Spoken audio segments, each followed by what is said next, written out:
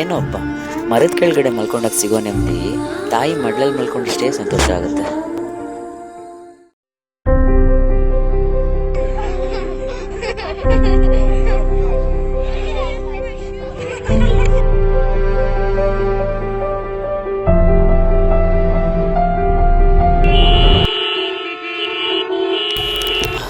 ಅಯ್ಯೋ, ಇಲ್ಲಿ ಸಾಲ್ವಾಗಿ ಮರಗಳಿತ್ತಲ್ಲ, ಏನಾಯ್ತು?